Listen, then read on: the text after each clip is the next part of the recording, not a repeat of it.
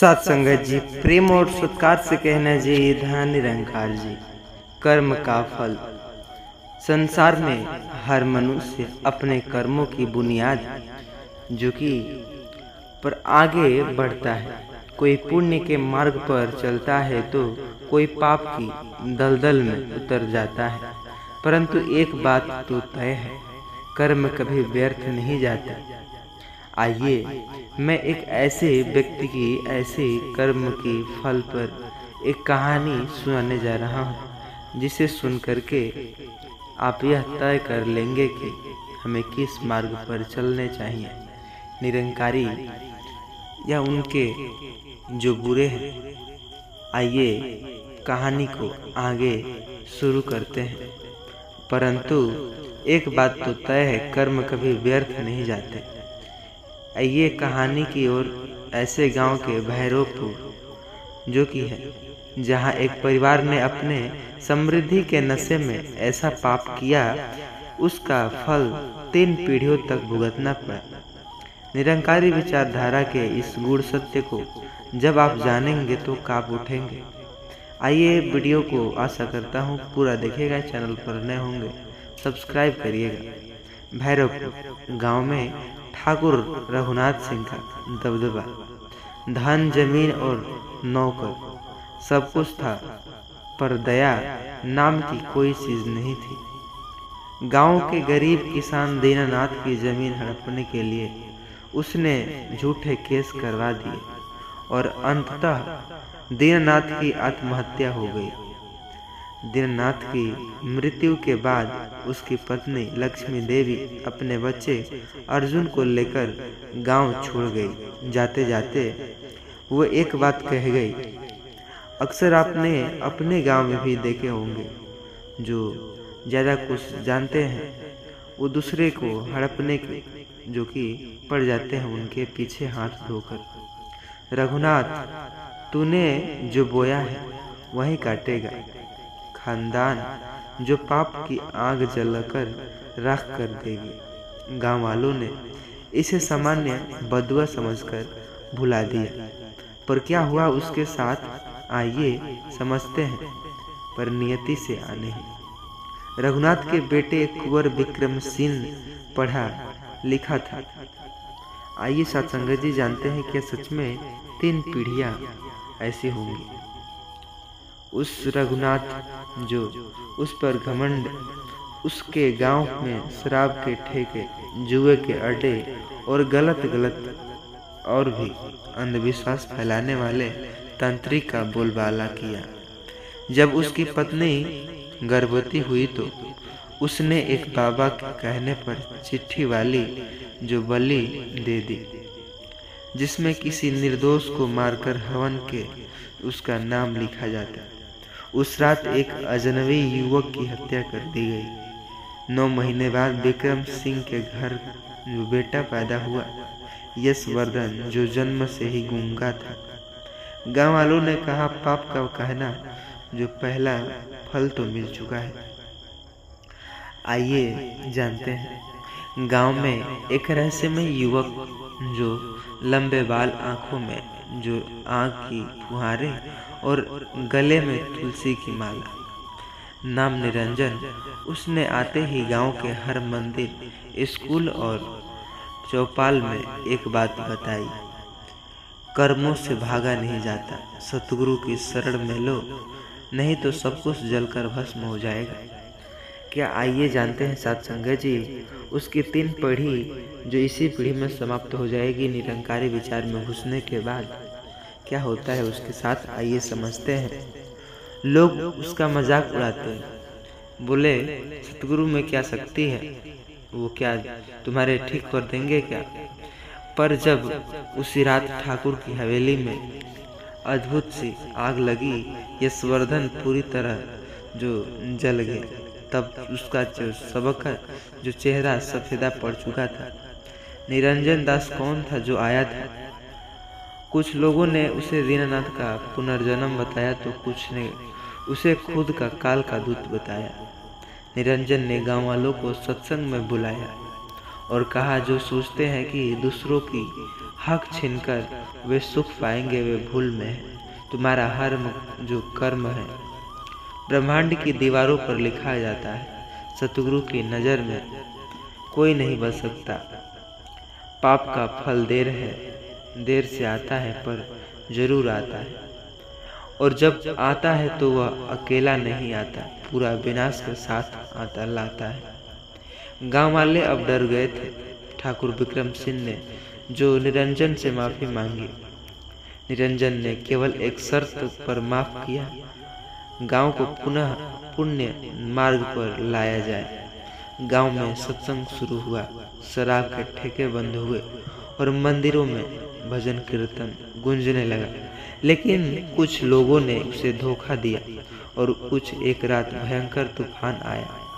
वह लोग जो निरंजन का मजाक उड़ाते, उनके घर जो जल गए थे, बच्चे बीमार पड़ गए थे और कुछ पागल हो गए थे। ऐसा मानो कुछ अजीब अजीब घटना हो रहा हो।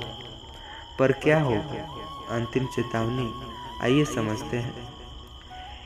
निरंजन ने गांव छोड़ने से पहले आखिरी बार कहा, यदि तुमने फिर से सतगुरु की राह छोड़ी तो अगली बार केवल आग नहीं आएगी, जमीन फटेगी, आसमान टूटेगा और तुम्हारे सब कर्म तुम्हारे खा जाएंगे, नाश हो जाएगा। उसने जाते ही गांव के जो सबसे पुराने पीपल का पेड़ से जो आवाज़ निकली, सतगुरु की बाड़ी सच्ची होती है, जो सुनेगा वो बचेगा, जो हंसेगा वो मरेगा। आज भी भैरव के लोग निरंकारी सत्संग करते। हर नया बच्चा निरंजन के नाम की माला पहनकर बड़ा होता, क्योंकि उन्होंने जान लिया था वो और कोई नहीं, वो सतगुरु बाबा ही थे। कर्म का फल अटल है, केवल सतगुरु की शरण ही उस आग से बचा सकती है। अंतिम बाड़ी यह थी कि यदि आपने यह कहानी को दिल से सुनी होगी तो या पसंद आई होगी तो चैनल पर नए होंगे सब्सक्राइब जरूर से कर लेने। और एक वादा करें, इस वीडियो को सभी के साथ आप शेयर ज़रूर करेंगे और अपने जीवन में सत्य की मार्ग अपनाएंगे, सेवा और सतगुरु के मार्ग पर चलेंगे। और यदि आप इस वादा को नहीं पूरा करेंगे तो सोच लीजिए, सतगुरु के घर देर है, अंधेर नहीं। तो याद रखिए, इस वीडियो को व्हाट्सएप के जरिए सभी के साथ शेयर ज़रूर करिएगा। और हाँ, प्लीज़ चैनल पर नए होंगे सब्सक्राइब करिएगा। जिस दिन पाप का घड़ा फूटेगा कोई जगह छिपने को नहीं मिलेगी। अभी भी समय है, सच्चाई जानना है तो सब्सक्राइब करें। इस चैनल को ऐसे ऐसे वीडियोस लाता हूँ जिसे सुन करके आप हक्के बक्के रह जाएंगे। सतगुरु को जानो, सच्चे ज्ञान को अपनाओ और जो सभी को देखो सच्चा ज्ञान क्या है, संदेश की दुनिया तक पहुँचाओ। सत्संगत जी, प्रेम और सत्कार से कहना जी, धन निरंकार जी। अक्सर कोई भी कार्य ऐसे करते हैं जैसे मानो कहते हैं तुमको पुण्य मिलेगा, ऐसे करने चाहिए।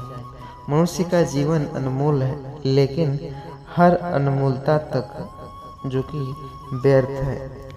कहते हैं जब तक उसके कर्म पुण्य में नहीं ढलते। आज का युग भौतिकता की दौड़ में इतना धंधा जो कि अंधा हो गया है कि उसके पुण्य और पाप का भेद नहीं मिटा सकता। परंतु शास्त्र कहते हैं कर भला तो हो भला।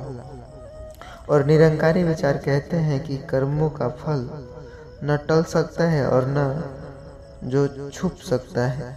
पुण्य न करने का विनाश कैसे आता है, यही जानने के लिए आपको मैं एक ऐसी सच्ची कहानी के साथ सुनाऊंगा तो ताकि हर कोई अच्छे से समझ सके। सत्संगत जी, कहानी बहुत ही प्रेरित करेगी, आपको झकझोर कर रख देगी। इस कहानी को पूरा सुनने के बाद चैनल पर नए होंगे सब्सक्राइब जरूर से कर लीजिएगा। आइए पूरी सच्चाई समझते हैं सत्संगत जी। बनारस के पास एक छोटा सा गांव था, करौदा। वहीं मिट्टी की दीवारें, वहीं तालाब, बड़ी पनघट और आम की पेड़। एक दिन गांव में एक बहुत ही बड़ा व्यापारी रहता था। नाम था हरिनाथ अग्रवाल। उसके पास कुछ जो सब कुछ था, बेशुमार दौलत, कोठी, ट्रैक्टर, नौकर चाकर जो अलग अलग के सब कुछ थे।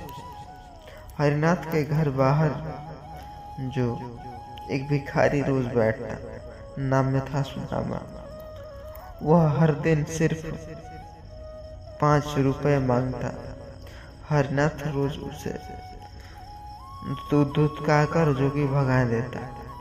कहते, मुफ्त का खाना खाने वाले, जाओ यहाँ से, मेहनत करो,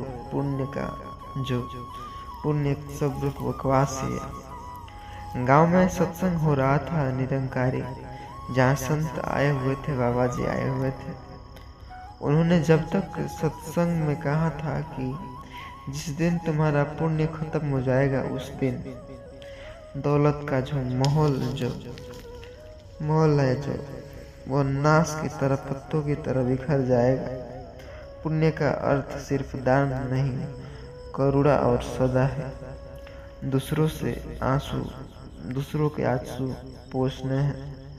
हरिनाथ ने हंसकर कहा, बाबा, मेरे पास इतनी जमीन है कि 7 पोते जो बैठकर पुण्य खाए।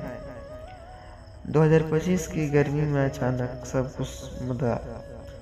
हरिनाथ के बेटे राकेश ने शेयर मार्केट में करोड़ों रुपए गंवा बैठा। अपने ही महीनों का जो कोठी जो आग लग गई, और बैंक ने उनका सारा लोन पाने का ट्रैक्टर और जमीन जब्त कर लिया। जब हरिनाथ सड़क पर आ पहुंचा, तभी भिखारी सुदामा, जो कभी उसके दरवाजे पर बैठता था, अब उसे देखते ही आंखों में आंखें जो आंसू डाल करके बाबूजी और आप मेरे जो के पास पहुंच जाते। हरिनाथ की आंखें खुल चुकी थी, पर यह सब जो निगल चुका था।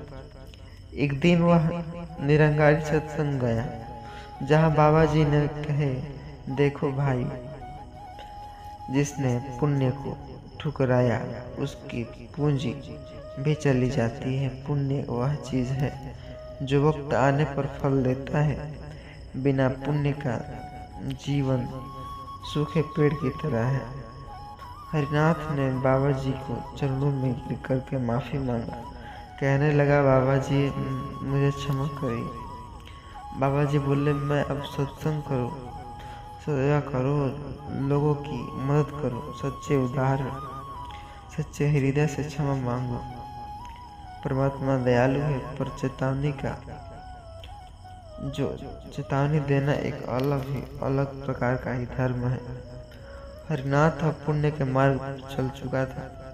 सुदामा की सेवा, सत्संग में झाड़ू लगाना और इस तरह के प्रश्न भी उठते नजर आ रहे थे। निष्कर्ष यह निकलता है कि जो पुण्य नहीं करता वो विनाश की ओर जाता है। हरिनाथ ने 5 रुपए पुण्य को ठुकराने और उसमें से 5 करोड़ गंवा बैठे थे। यही सत्य है पुण्य का, कि पुण्य जो किए रहोगे वो कभी न कभी मिल सकता है, जरूरत पड़ने पर। जब तक तुम इसे हंसते रहो, जब तक तुम इसे भूलते रहो, किसी दुखी का जो थामना और ऐसा न करना। सत्संग जी, प्रेम और सत्कार से कहना जी, धन निरंकार जी। चैनल पर नए होंगे, सब्सक्राइब जरूर करिएगा और इस वीडियो को सभी दोस्तों के साथ शेयर जरूर करिए।